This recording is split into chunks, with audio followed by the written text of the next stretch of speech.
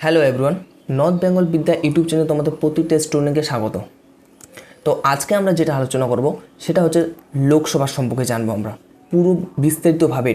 এটার আমরা composition, power and function in Lok Sabha প্রত্যেকটা বিষয়গুলি জানবো। এগুলি বিষয় যে সমস্ত স্টুডেন্টরা তোমরা সেক পেপারের মধ্যে তোমাদের ট্রেনিং ইন ইউথ পার্লামেন্ট রয়েছে এবং তোমরা ফার্স্ট সেমিস্টার রয়েছো, তো তাদের ক্ষেত্রে এই ক্লাসটা সবচেয়ে বেশি গুরুত্বপূর্ণ হতে চলেছে। তো দেখো, এই লোকসভা যে রয়েছে আমাদের পার্লামেন্টের তিনটি বিশেষ করে অংশ হয়ে থাকে, যেখানে আমরা দেখি রাষ্ট্রপতি থাকে, তারপর এখানে লোকসভা আর রাজ্যসভা। এই তিনটি অংশে মানে তিনটি দিকের উপর ভিত্তি করে আমাদের পার্লামেন্ট আজকে গঠন হয়েছে। তো এখানের মধ্যে আমরা লোকসভা সম্পর্কে বিস্তারিতভাবে এখন জানবো। আমাদের দাঁড়াও, তার আগে আমি একটু ইন্ট্রো দিয়ে দিই এই লোকসভার সম্পর্কে। এই লোকসভা যে রয়েছে একে আমরা ফার্স্ট চেম্বার হাউসও বলে থাকি। ফার্স্ট চেম্বার হাউস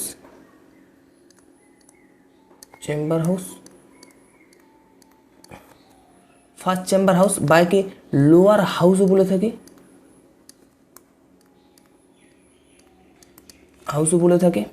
দেখো, আজকের ক্লাসটা কিন্তু আমি যখন করাবো ক্লাসটা আমাকেও খুব ভালো লাগবে এবং তোমরা এটি যে করবে তোমাদেরকেও খুব ভালো লাগবে। খুব একটা ইন্টারেস্টিং টপিক এটা। ফার্স্ট চেম্বার হাউস কী বললাম, আর লোয়ার হাউস বা একে আমরা হাউস অফ দ্য পিপলও বলতে পারি। আচ্ছা, হাউস অফ দ্য পিপল,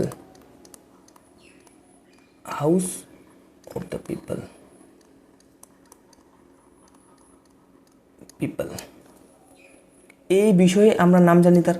দেখো, পরীক্ষার মধ্যে কি হয়, অনেক সময় এমন কোনো শব্দ ওখানে লিখে দিবে, বিষয়টা কিন্তু লোকসভাকে নিয়ে, কম্পোজিশন বলছে তোমাদের লোকসভা নিয়ে লিখতে হবে, কিন্তু এই যে ফার্স্ট চেম্বার হাউস, তারপরে লোয়ার হাউস, এইসব মানে শব্দ ওখানে ব্যবহার করে কোশ্চেনের মধ্যে তোমাদের, যাতে করে তোমরা বিভ্রান্ত হও, তোমরা সঠিকভাবে বুঝতে না পারো বিষয়টি।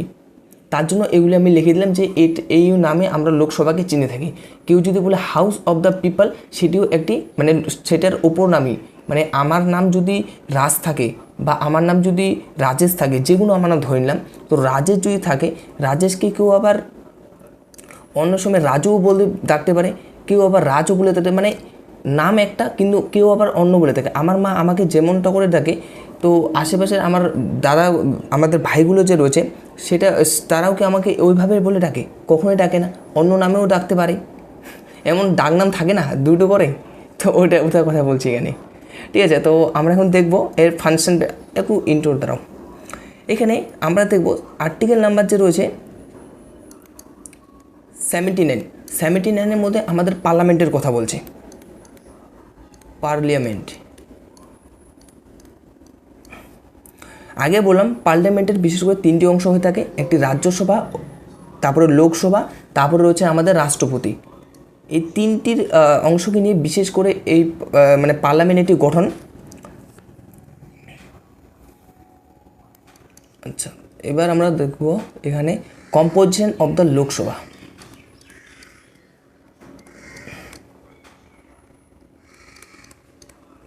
পজিশন অফ দ্য লোকসভা,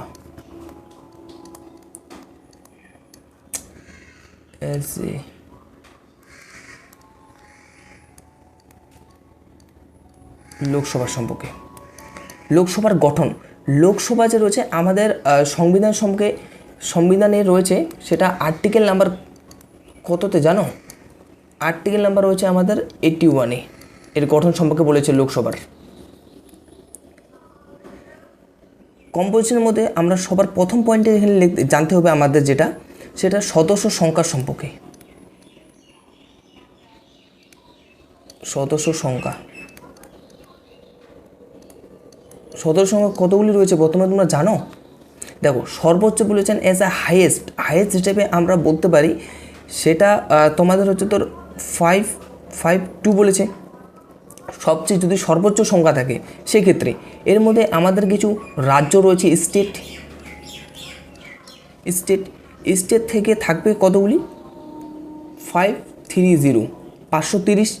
তারপরে আমাদের কিছু ইউটি রয়েছে, ইউনিয়ন টেরিটরিজ, যেটা তোমরা নাম শুনেছ, কেন্দ্রশাসিত অঞ্চলও বলে থাকি। এখান থেকে মধ্যে থাকবে 20, তারপরে এদিকে আবার মানে দুইটা আবার যে সিট রয়েছে অত সদস্য যে রয়েছে দুইজন আবার বেশি পড়তেছে। এগুলি যে রয়েছে আমাদের বিশেষ করে যে রাষ্ট্রপতি যে রয়েছে সে রাষ্ট্রপতি এদেরকে দুজনকে এটা নিয়োগ করবে, রাষ্ট্রপতি। তাদের থাকতে হবে অ্যাংলো ইন্ডিয়া থেকে এইসব সদস্য রাষ্ট্রপতি। কিন্তু পরবর্তীকালে আমরা যেটা দেখতে পাচ্ছি সেটা হচ্ছে তোমাদের এই দুটি আসন যে রয়েছে সেটা একটি আমাদের সংবিধান সংশোধন হয়েছিল, যেটা তোমাদের কবে হয়েছিল আচ্ছা 104তম সংবিধান সংশোধন, যেটা আমাদের 2019 মানে 2019-এর মধ্যে হয়েছিল। সেখানে বলেছেন যে আগে রাষ্ট্রপতির যে পাওয়ার ছিল মানে দুইজন সদস্যকে তিনি নিয়োগ করতে পারতেন এই লোকসভার সদস্যের মধ্যে, কিন্তু সেটা এই সংবিধান যখনই সংশোধন হয়েছিল কনস্টিটিউশন অ্যামেন্ডমেন্ট 104 নম্বর যেটি সংবিধান সংশোধন 2019-এর মধ্যে যেটা হয়েছিল, তার মাধ্যমে এই দুইজন সদস্যকে নিয়োগ করতেন। সে রাষ্ট্রপতি আর এরকম কোনো তার ক্ষমতা নেই যেতে সে আর দুইজন সদস্যকে সেখানে নিয়োগ করতে পারবেন। ঠিক আছে, এই পুরো বিষয়টা বোঝা গেল সদস্য সংখ্যা বিষয়ে। আচ্ছা, তো আমরা এবার নেক্সটে যাব।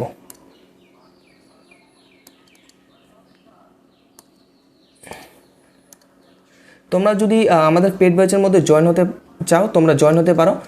399 তোমাদের ডিএসসি স্টুডেন্টের জন্য, আর যারা মেজর রয়েছে তো তাদের ক্ষেত্রে তোমাদের 799। এখানে তোমরা পাবে যেগুলো মেজর, মাইনর, সেক, ভ্যাক, তারপরে এখানে প্রত্যেকটি বিষয় মানে ডিএসসির পেপারগুলো যে রয়েছে তোমাদের পলিটিক্যাল সায়েন্স থেকে শুরু করে এডুকেশন থাকতে পারে, যেটা তোমাদের সাবজেক্ট রয়েছে তোমরা যোগাযোগ। প্রতিটা সাবজেক্ট তো বলতে গেলে এমন কতগুলো সাবজেক্ট রয়েছে যেখানে তোমাদের সায়েন্সের ব্যাকগ্রাউন্ড থেকে তো ওগুলো সাবজেক্ট এখানে মানে পাবে না তোমরা। আর এইদিকে যে রয়েছে যতগুলো সাবজেক্ট আর্টসের মধ্যে পড়ে তো প্রতিটি সাবজেক্ট বিষয় এখানে তোমরা মানে পাবে, প্রতিটি সাবজেক্ট। এরকম কোনো সাবজেক্ট নেই এখানে তোমরা পাবে না। এখানে তোমরা কী কী পাবে, কোয়ালিটি পিডিএফ নোট পাবে, তারপরে অনলাইন ক্লাসেস, তারপরে ফুল সেমিস্টার সাপোর্ট। অনেকে স্টুডেন্ট কিন্তু এখানেও জয়েন নিয়েছে এখানে। আর দেখো তোমাদের কিন্তু এক্সাম আর বেশি দিন নেই। তোমাদের এই যে রয়েছে তোমার ডিসেম্বরের, আমার মনে হয় ডিসেম্বরের যে ফার্স্ট উইকে রয়েছে, ডিসেম্বরের ফার্স্ট উইকের মধ্যে তোমাদের এক্সামের দেখবে রুটিন দিয়ে দেবে। আমার কথা মিলিয়ে এই ফার্স্ট উইকের মধ্যে তোমাদের এক্সাম হবে। যতই এরা বলুক যে একটু লেট করবে, না, কখনো এটা করবে না। কারো যদি কোনো বিষয়ে কোয়ারি রয়েছে তোমরা এই নাম্বারে আমাদের সঙ্গে যোগাযোগ করতে পারো। আমাদের হোয়াটসঅ্যাপও রয়েছে, তোমরা সেখানে জয়েন হয়ে থাকতে পারো। বিভিন্ন পর নোটিশ সেখানে প্রোভাইড করা হয়ে থাকে, তোমাদের পক্ষে সেটা সুবিধা হবে। আচ্ছা, এরপরে আমরা যাবো এই নির্বাচন পদ্ধতি, কী করে সে লোকসভার সদস্য নির্বাচিত হয়, যেটা হচ্ছে তোমাদের, দাঁড়াও আমি একটু পেনটা চেঞ্জ করি।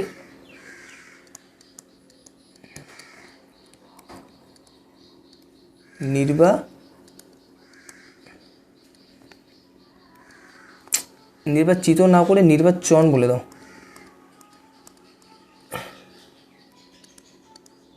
নির্বাচন পদ্ধতি,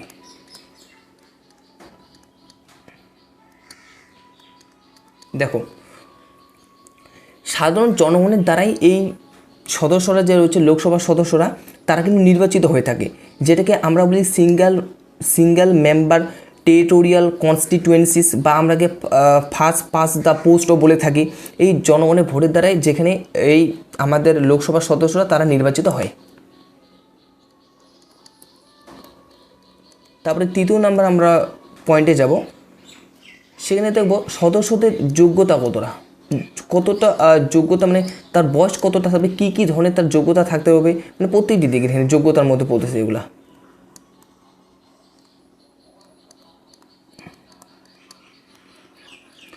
যোগ্যতা যদি আমরা দেখি, এই সদস্যর যোগ্যতা থাকতে হবে মিনিমাম তো 25 বছর তাকে থাকতে হবে, 25 বছর।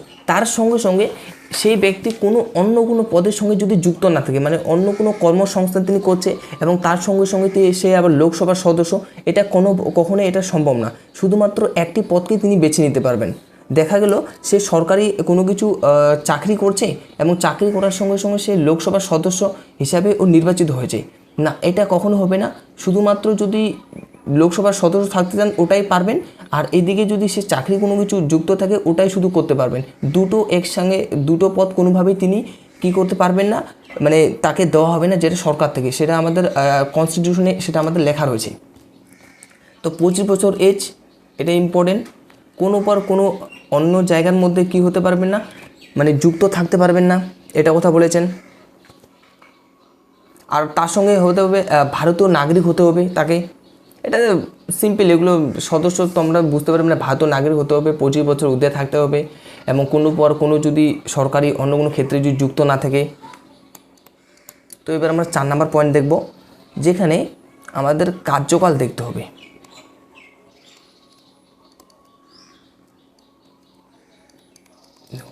এর কার্যকাল তো 5 বছর থাকে, 5 বছর থাকে, 5 বছর। কিন্তু কোনো বিশেষ বা কোনো জরুরি যে পরিস্থিতি যদি থাকে, সেক্ষেত্রে ধারা নাম্বার আমরা কত ব্যবহার করতে পারি? সেক্ষেত্রে ধারা নাম্বার 352 এটিকে আমরা ব্যবহার করে সংসদের মানে লোকসভার সদস্য যে রয়েছে তাদের সময়কাল আমরা 1 বছর পর্যন্ত বাড়িয়ে দিতে পারি। যেখানে আমরা প্রথমে দেখলাম এটা 5 বছর, তারপর হচ্ছে তোর 352 নম্বর আর্টিকেলে এটা একটা আর্টিকেল এখানে বলেছেন যে মানে ওই সব সদস্যগুলি যে রয়েছে মানে তাদের সময়কাল 1 বছর পর্যন্ত বাড়ানো যেতে পারে। তার সঙ্গে সঙ্গে তারপরে মন্ত্রী যেসব রয়েছে আমাদের রাষ্ট্রপতি বলো আর প্রধানমন্ত্রী বলো, তারা এই যে লোকসভার সদস্যের যে একটা মেচুরিটি মানে ধরে যে রাখছে লোকসভার সদস্যগুলিকে, সেটাকে তিনি আবার সময়ে চলাকালীন দিয়ে মানে মেয়াদ শেষ না হওয়া পর্যন্ত সেটাই ভেঙে দেওয়া তাদের মধ্যে ক্ষমতা রয়েছে। এটি যদি ভেঙে দেয় পুরোপুরিভাবে কোনো আর সদস্য লোকসভার মধ্যে সে থাকতে পারবে না। বোঝা গেল কার্যকাল। এবার আমরা যেটা দেখব সেটা অধ্যক্ষ ও উপ অধ্যক্ষ, অর্থাৎ যাকে আমরা ইংরেজির মধ্যে বলি স্পিকার ও ডেপুটি স্পিকার। তোমরা নাম শুনেছ, যেটা প্রিন্সিপাল থাকে, তারপরে ডেপুটি প্রিন্সিপাল, মানে যেটা আমাদের অঞ্চলের মধ্যে তোমরা দেখবে প্রধান আবার উপপ্রধান থাকছে। তো এটাও সেরকমইভাবে লিখে দিচ্ছি আগে, অধ্যক্ষ ও উপ অধ্যক্ষ।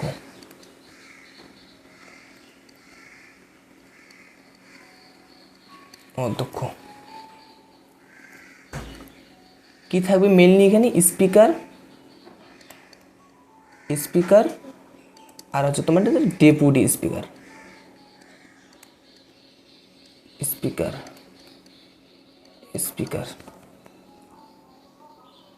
এবার আমরা এর পাওয়ারের সম্পর্কে জানবো, মানে পাওয়ার অ্যান্ড ফাংশন অব লোকসভার কি কি ধরনের ক্ষমতা রয়েছে সেগুলির বিষয়ে।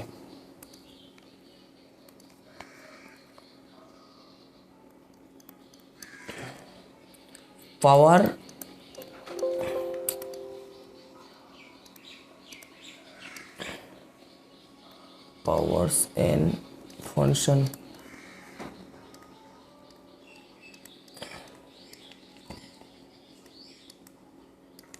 of লোকসভা।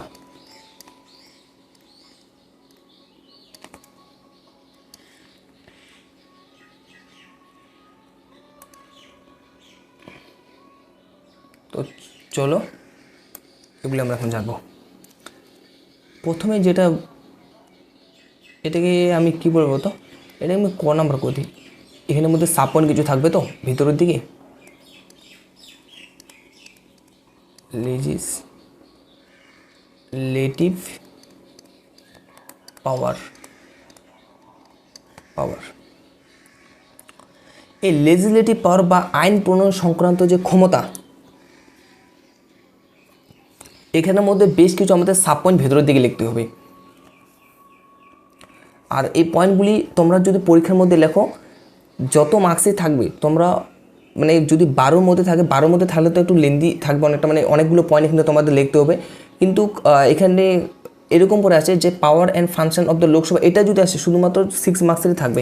এই ক্ষেত্রে কোনোভাবে তোমাদের আসলে উপরে যেটা আমরা করলাম যে লোকসভার আমরা কম্পোজিশনটা দেখলাম, কম্পোজিশন তার সঙ্গে যে পাওয়ার অ্যান্ড ফাংশন যদি, সেক্ষেত্রে 12 মার্কস থাকবে, না হলে এটা 6 মার্কসের থাকবে পাওয়ার অ্যান্ড ফাংশন যদি আসে।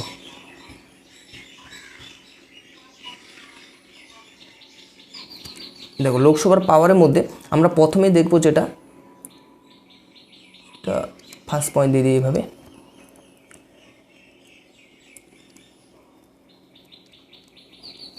সাধারণ বিল উপস্থাপন বা যেটিকে আমরা অর্ডিনারি বিলও বলে থাকি। এই অর্ডিনারি বিল যে রয়েছে এটা লোকসভা ও রাজ্যসভা যে কোনো কক্ষে এটা আমরা উপস্থাপন করতে পারি। তবে এই বিলটি সম্পর্কে আমাদের এটা জানতে হবে যে একটি যদি লোকসভার মধ্যে কোনো কারণে যদি দেখা গেলো লোকসভার মধ্যে এই বিলটি পাস হয়ে গেলো তারপরে এটি কোথায় যাবে, তারপর এটি যাবে হচ্ছে তো রাজ্যসভা। এই রাজ্যসভার মধ্যে যদি কোনো কারণে বিলটি যদি পাস না, তবে এই বিলটি কখনোই মানে সম্মতি যদি না পায় এই বিলটি কখনোই আইন হিসেবে পরিণত হতে পারে না। এক্ষেত্রে দুটি আমাদের যে কক্ষ যে রয়েছে পার্লামেন্টের দুটি দিক, যেমন লোকসভা ও রাজ্যসভা, এই দুটি দিকের ও সম্মতি বিশেষ করে প্রয়োজন রয়েছে এই বিলটি একটি বিলকে পাস করার ক্ষেত্রে দুই কক্ষে। তারপরে আমরা যেটা জানবো সেটা হচ্ছে তোমরা জয়েন্ট সেশনের নাম শুনেছ? এই জয়েন্ট সেশন যাকে আমরা যুগ্ম অধিবেশন প্রাধান্য বলে থাকি, যুগ্ম অধিবেশন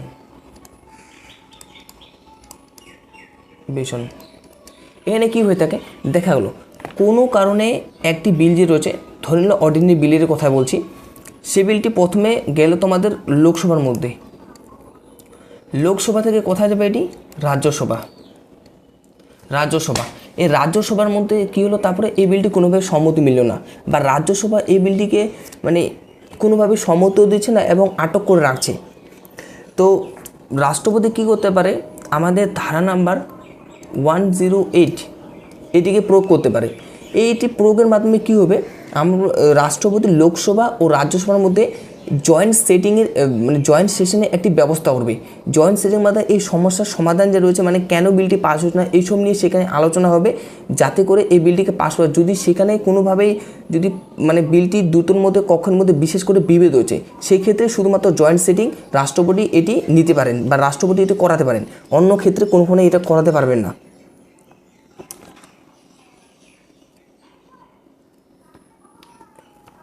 বুঝতে গেলো, এটা যুগ্ম অধিবেশন বা যেটাকে আমরা বলেছি কি জয়েন্ট সেশন, 108 নাম্বার দিলে জয়েন্ট সেশন।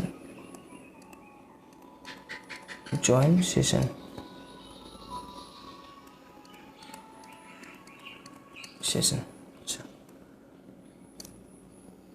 তারপরে আমাদের এখানে খ নাম্বার লিখতে পারি। খ নাম্বার লেখার পর এখানে অর্থ মানে ফাইন্যান্স পাওয়ারের সম্পর্কে আমরা জানবো। ফাইন্যান্সিয়াল পাওয়ার, এই ফাইন্যান্সিয়াল পাওয়ার কি থাকবে, যেখানে অর্থ সংক্রান্ত জন্য ক্ষমতা। তো প্রথম পয়েন্টে আমরা এখানে লিখতে পারবো অর্থ বিলের উপর আধিপত্য।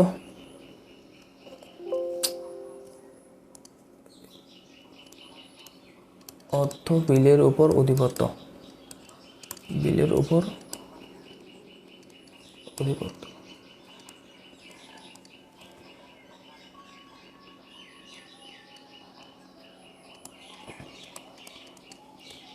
দেখো এই অর্থ বিল যে রয়েছে সেটা হচ্ছে যাকে আমরা মানি বিল বলে থাকি, সেটা আর্টিকেল নাম্বার 110 নাম্বার ধারা অনুযায়ী রয়েছে আমাদের অর্থ বিলটি।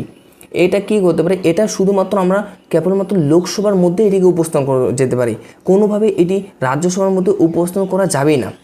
অর্থ বিলে এখানে অর্থ মানে বিল সম্পর্কে যে অর্থর বিভিন্ন ধরনের কোন অর্থর যে কোনো বিষয় হতে পারে, অর্থর অন্য কোনো দিকেও, যেমন কোনো বিল অর্থ বিল কিনা, এবং লোকসভার ক্ষেত্রে এর বিশেষ মানে চূড়ান্ত করার একটি ক্ষমতা রয়েছে যে যদি সেটা অর্থ বিল থাকে সেটা শুধুমাত্র বলতে পারবেন আমাদের স্পিকারই একমাত্র সেটা বিলের সম্পর্কে বলতে পারবেন, কিংবা অন্য কোনো ব্যক্তি এই বিষয়ে বলতে পারবেন যে এটা অর্থ বিল নাকি অন্য একটি বিল এসেছে আমাদের লোকসভার মধ্যে।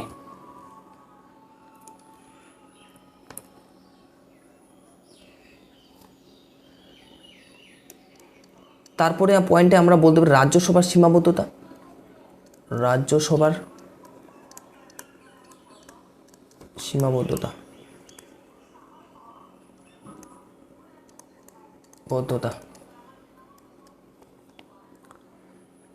এখানে আমরা দেখো লোকসভার অর্থ বিল যে গৃহীত হওয়ার পর তা কী করবেন, রাজ্যসভায় পাঠানো হলো এবং রাজ্যসভায় পাঠায় এবং রাজ্যসভা সেটি কী করতে পারেন, 14 দিনের মধ্যে আটকে রাখতে পারেন এবং 14 দিনের বেশি কখনোই তিনি আটকে না, সেটাকে সংশোধনও তিনি করতে পারেন, মানে রাজ্যসভার ক্ষমতা রয়েছে সেটিকে সংশোধন করতে পারেন। যদি সংশোধন সেটিকে চলে না করেন কিন্তু ইচ্ছা মতন তিনি আবার লোকসভার ওখানে আবার ফেরোতে পারেন, মানে এইটা বিল আরও যদি সংশোধন করা হয় এই বিলটি তাদেরও তো সম্মতি প্রয়োজন, রাজ্যসভার ব্যক্তিরা যদি সম্মতি যদি না দেন, তাদের যদি পছন্দ না হয় এই বিলটি যেটি পাস হচ্ছে, সরি এখানে 3 নাম্বার থাকবে। আচ্ছা 3 নাম্বার পয়েন্টে আমরা বাজেট মঞ্জুরি, বাজেট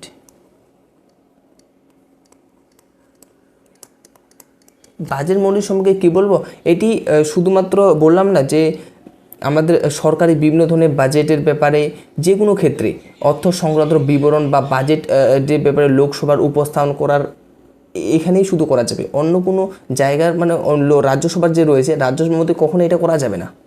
এটা এই জায়গার মধ্যে মানে বাজেট মঞ্জুরির মধ্যে এটা বলেছি, মানে এটাই আমরা বলতে পারি এক কথায়। তারপরে এক্সিকিউটিভ কন্ট্রোলার দেখব আমরা, মানে শাসন বিভাগে কী করে এটাকে নিয়ন্ত্রণ করতে পারে। গ নাম্বার যেখানে আমরা এক্সিকিউটিভ কন্ট্রোলার,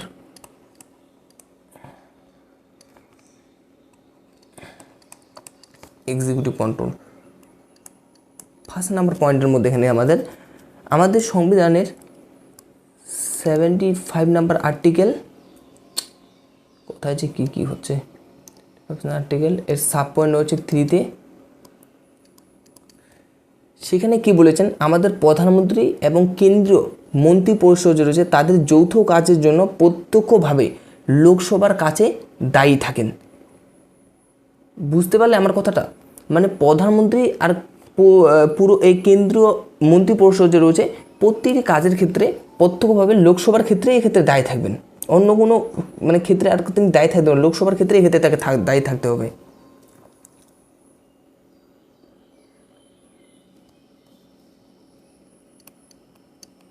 তারপরে সেকেন্ডে যেটা বলেছেন, নো কনফিডেন্স মোশন পাস বা নো কনফিডেন্স মোশন, এটা আমি পাস বলে দিলাম, পাসটা হবে না ভাই, নো কনফিডেন্স এটা শুধু মোশন হবে, নো কনফিডেন্স মোশন। দেখো কোনো কারণে নো কনফিডেন্স মোশন কোনো মন্ত্রী পরিষদ মানে যদি নিয়ে আসা হয় তো সেক্ষেত্রে সেই মন্ত্রীকে এখানে অবশ্যই তাকে পদত্যাগ করতে হবে, তার রাজ্যসভা মানে কোনো প্রকার ক্ষেত্রে তার কোনো ক্ষমতাই থাকবে না, তাকে সেখানে কী করতে হবে, পদত্যাগ করতে হবে নো কনফিডেন্স মোশন যদি না থাকে। তারপরে সংশোধনও বেশ কিছু আমাদের রয়েছে, যেটা প্রশ্ন রয়েছে,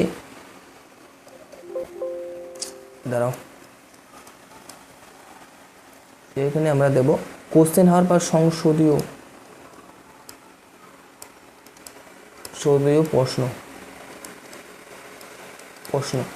যেখানে কোশ্চেন হওয়ার সম্পর্কে আমরা জানি যে কোশ্চেন যে রয়েছে কোশ্চেনে কতক্ষণ সময় চলছে বা জিরো হওয়ার, তারপরে হচ্ছে কাট মোশনস, তারপরে অ্যাডজার্নমেন্ট শেষে করা হয় এগুলি সম্পর্কে তোমরা এগুলি তো প্রত্যেকেই জানো আর কি, কোশ্চেন হওয়ার সম্পর্কে কাট মোশন এটা, তারপরে জিরো হওয়ার মানে কোন কোশ্চেনগুলি সবচেয়ে বেশি ইম্পর্টেন্ট সেগুলি প্রথমে রাখবে, কোনগুলি সবচেয়ে মানে ইম্পর্টেন্স একটু কম দেওয়া যায় সেগুলিকে সেকেন্ড স্টেপের মধ্যে রাখবে, এটা এখানে বলেছেন।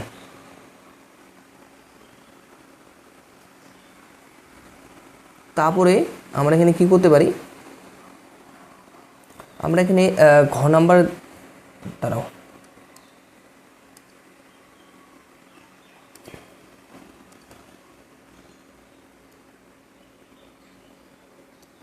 জানবো, সেটা কনস্টিটিউয়েন্ট পাওয়ার্স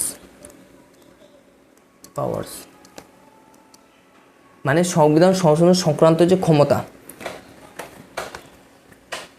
সংবিধান সংশোধনের যে ক্ষমতা সেটি 3 দ্বারা আর্টিকেল নাম্বার বই দিই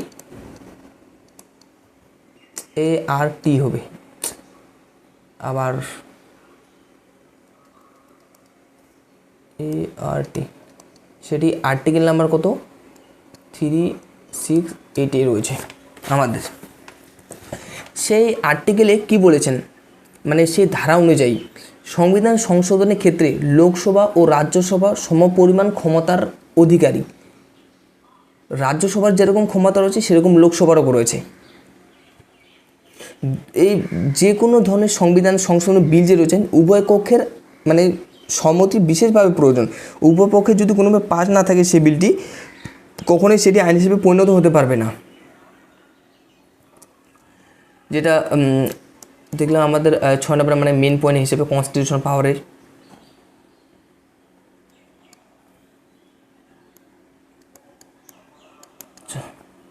তারপরে দেখবো আমরা জুডিশিয়াল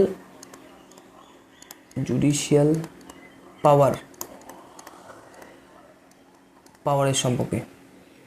এই জুডিশিয়াল পাওয়ার কি, অর্থাৎ বিচার বিভাগীয় যে ক্ষমতা, তো সেটার কথা বলেছে। দেখো কোনো ব্যক্তি যদি মানে কোনো ধরে নাও রাষ্ট্রপতি যদি এমন কোনো কাজ করে যেটা কাজ মানে আইনত সে কাজটা করা রাষ্ট্রপতির পক্ষে চলে না, বা রাষ্ট্রপতি মানে সংবিধানকে লঙ্ঘন করছে, তো সেক্ষেত্রে তাকে ইমপিচমেন্ট যে রয়েছে ইমপিচমেন্ট কীভাবে করবে, সেক্ষেত্রে লোকসভার ও যেটা আমরা দেখব ইমপিচমেন্টের যে কথা আসে সেটা আমরা দেখব আর্টিকেল নাম্বার 61 মধ্যে রয়েছে। সেটার রাষ্ট্রপতি যে রয়েছে রাষ্ট্রপতি ইমপিচমেন্টের কথা বলছে, এবং লোকসভার এক্ষেত্রে বিশেষ ক্ষমতা রয়েছে। লোকসভায় সেই বিলটি পাস পাবো রাজ্যসভায়, এবং একটি সিম্পল মেজরিটির মাধ্যমে এটিকে পাস করলে শেষে যে আমাদের প্রেসিডেন্ট রয়েছে প্রেসিডেন্ট সেখানে তাকে পদত্যাগ করতে বাধ্য করবে এই বিলটি পাস হওয়ার পর। তারপরে বেশ কিছু হাইকোর্ট বা সুপ্রিম কোর্টের যে বিচার বিভাগ রয়েছে তো তাদেরকেও মানে ইমপিচ করার মেন পদ্ধতি রয়েছে একদম সিমিলার।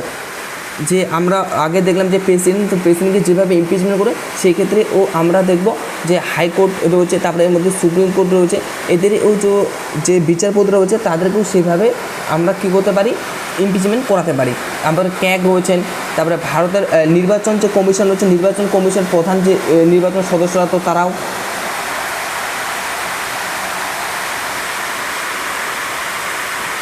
আচ্ছা এ পর্যন্ত করলেই তোমাদের এনাফ, এ পর্যন্ত করলে যথেষ্ট।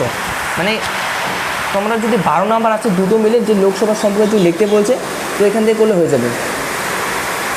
ঠিক আছে, থ্যাংক ইউ সবাইকে এ পর্যন্ত ক্লাসটা দেখার জন্য।